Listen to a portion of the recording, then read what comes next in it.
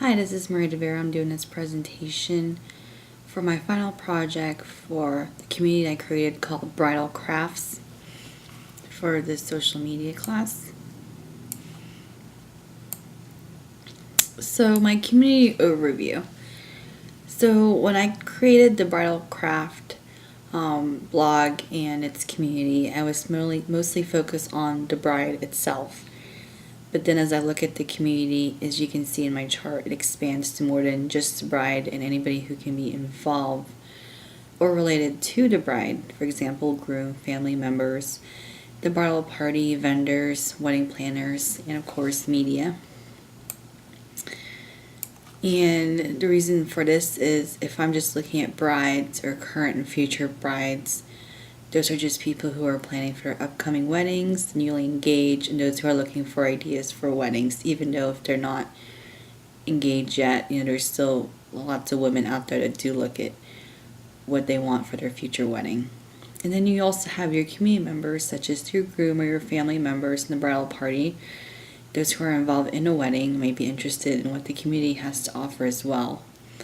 That includes in-laws too, flower girls, ring bearers, officiants, anybody who may be involved in the wedding party.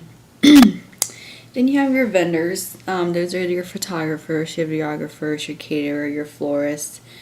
They could be your limo drivers, your DJs, your dance teachers, anybody who's providing anything to the wedding. And then you have your wedding planners, your coordinators, your consultants, even your web developers who may be doing a wedding website. Then you have your media, such as blogs, social media, wedding sites, and then bridal expos. So how does the community use social media? Well, first I put this infographic in here, which I've used in my past presentation, about how Pinterest is now the most popular social platform for wedding planning. 1 in 5 number of engaged people who used Pinterest to plan their wedding in 2010. And that was the first time the site was in business. So as you can see here, it looks like Pinterest is the most popular right now for wedding planning compared to Facebook and Twitter and other wedding forums. And in here to your right, I have made a column of why the social media is important to this community. Pinterest, because it allows members to pin pictures they're interested in.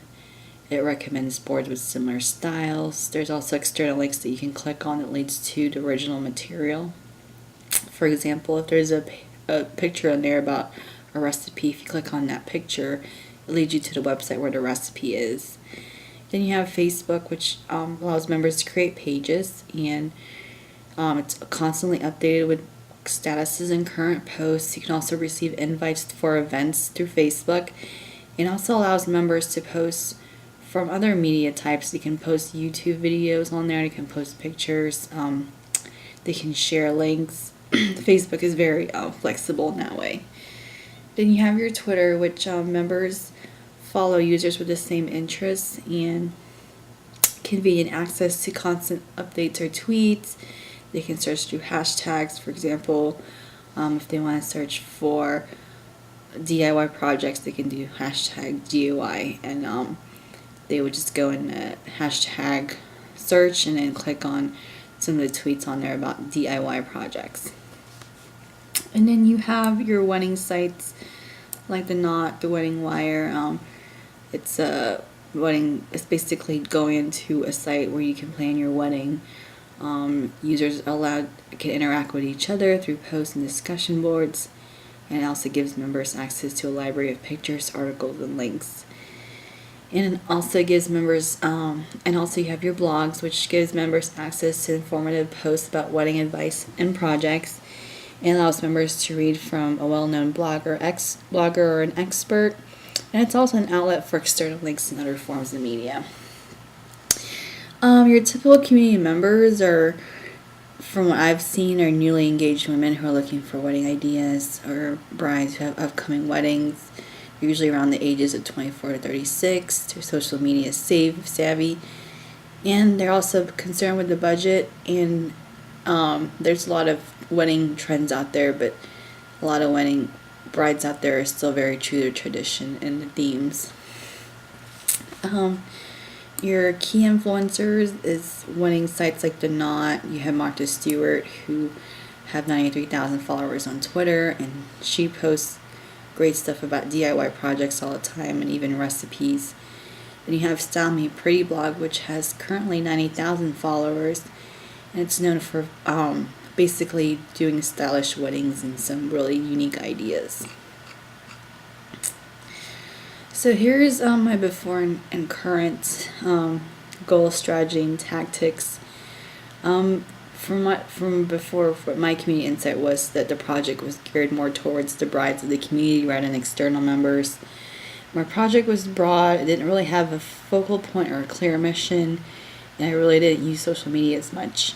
Now I brought in ideas for community members. I created blog posts that could be targeted towards bridesmaids and even wedding planners. Same thing with Facebook. I narrowed topics to only DIY projects due to the fact that more members were concerned about budgets. I also constructed posts from all forms of social media and gathered ideas from magazines and blogs. My goals before was to create a community of local brides, which only focused on brides in Jacksonville, Florida.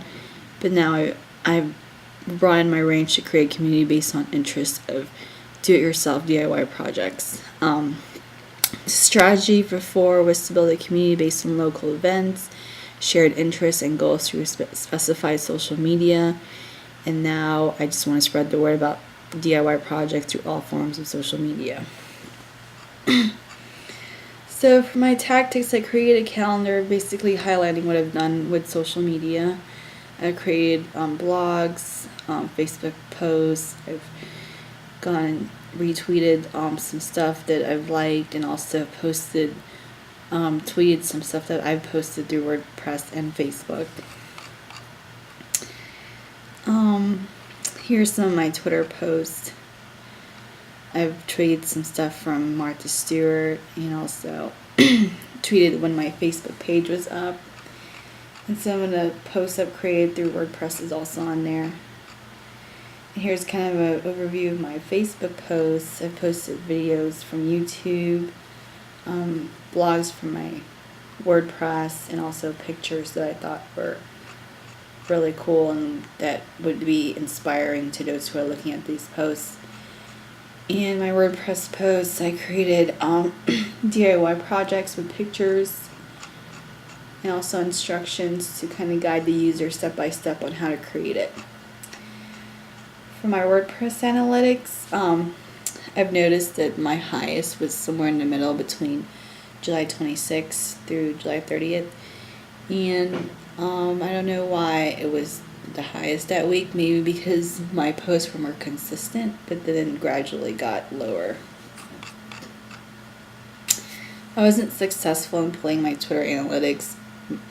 Hootsuite wanted to charge me like $50 to pull a report, and then when I did pull the report from my Twitter profile, it said there was an error, and I tried to do it like multiple times and it kept giving me the same error, so that was unsuccessful. And then for my Facebook analytics, basically I got 37 people like the page. Engagement was kind of down for a little bit. I was successful in reaching some audience this week.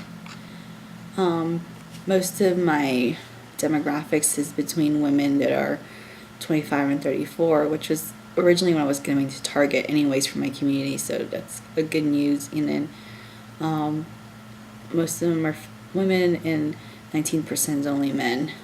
Most of my followers are from Jacksonville, Florida, and then you can kind of see where the rest is. It can be anywhere from Jersey City to Sterling, Virginia to New York. And then here I have kind of a view of what media type reached the audience more. I feel like video posts were more popular, and also a lot of the links too that I posted from external sites were also popular. So for my analysis, WordPress, the most popular post was Glamour Your Flip-Flops with 15 views. The amount of views the highest between July 26th to the 30th. Amount of views declined from July 30th through August 5th, and I think that may be because there was such a gap in my blog post. If I blogged more consistently, then I think the views would go up. And it was steady within August 7th through current. Even though I created the teacup candles posts recently, it didn't seem to do anything. It didn't even rise or go down. It was just very steady. There was 12 new followers since August 8th for my Twitter accounts. There was no retweet from other followers. None of my stuff was retweeted. I should have used hashtag more frequently. Maybe that would have captured more audience. For Facebook, engagement has been down, showing 68% less this week. I did reach 7% more audience. And of course, demographic age, as I mentioned before, is between 25 and 34, which really reflects what my community is about. And most are local from here in Jacksonville, Florida.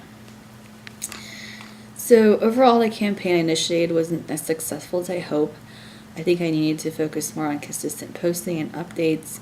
My favorite social media tool was Facebook because it allowed me to be more visual, because it allowed the whole images to be shown without having to click on them.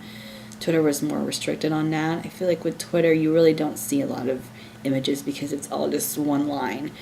And sometimes people don't even want to click on a link. So I feel like with Facebook, since it's so much more visual, more followers are likely to look at your stuff and click on it. I wish I would have also used Pinterest for some of the postings, but neglected to. Moving forward, my campaign, I would increase the amount of blogs I write.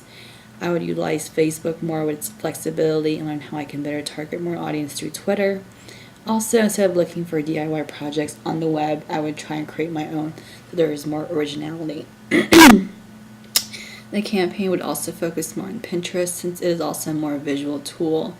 I would create my own board and also link it to my blog.